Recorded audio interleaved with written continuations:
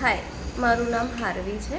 આ વિડીયો હું એટલા માટે બનાવું છું કે મારે એક મેસેજ આપવો છે બધાને કે કોર્પોરેટ લાઈફમાં તમે વર્ક કરો છો કોર્પોરેટમાં, તો એક ભૂલ મેં જે કરી છે એ તમે ના કરો.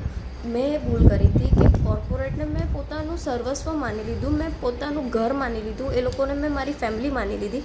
પણ એક વસ્તુ છે કે એ લોકો જ્યારે પણ એમનો ફાયદો હોય ત્યારે એ તમારી સાથે ખોટું થતું હશે તો એ ખોટું કરશે જ. હમણાં રિસેન્ટલી જ મારી વાત કરું, હું રિયલ એસ્ટેટમાં કામ કરું છું. હું જે લાસ્ટ મારી જે જગ્યા હતી એનું નામ મારે નથી આપવું, પણ ત્યાં મારે એક પર્સન જોડે માથાકૂટ થઈ હતી.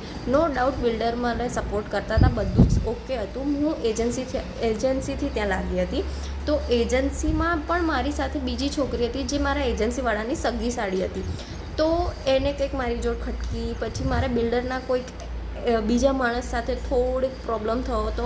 તો એમાં મારી સાથે બહુ મોટી પોલિટિક્સ રમાઈ ગઈ, અને જ્યારે વાત આવી કે કાં તો પેલી સાડી કાં તો હું, બેમાંથી કોઈ એક જ જણ એ સાઈડ પર રહી શકે, તો એ લોકોએ એની એજન્સીવાળાએ એની સાડીને ચૂઝ કરી અને મને ત્યાંથી હટાવી. એને ત્યાં રાખી. એનું ત્યાં એટલું વર્ક બી નહોતું, વર્ક મારું વધારે હતું. હું ઓવરઓલ બધું જ જોતી હતી, લોનથી લઈને કલેક્શનથી લઈને બધું જ જોતી, બધું બુકિંગને બધું જ હું જોતી હતી.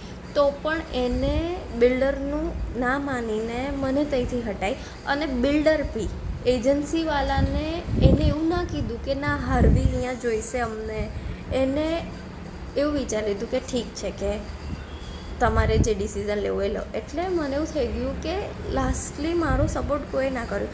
અને લાસ્ટ મંથથી દોઢેક મંથથી હું બહુ જ ડિસ્ટર્બ છું, કારણ કે મારા ફાધર એક્સપાયર થઈ ગયા હતા. તો એ લોકોને મારી સહેજ પણ તરસ ના આવી કે આના ફાધર એક્સપાયર થઈ ગયા છે, તો હવે એ શું કરશે, ક્યાં જશે, શું કરશે, કોઈને મારી કશી બી તરસ ના આવી. પછી એ લોકોએ મને ત્યાંથી જવા દીધી. એ લોકોએ મને રોકી બી નહીં કે ના કોશિશ કરી, કંઈ જ નહીં.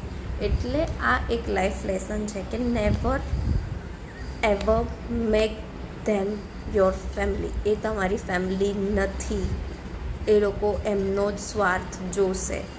એટલે તમે ત્યાં કામ કરો છો, પૈસા લો, ઘર જાઓ, ભૂલી જાઓ, બસ.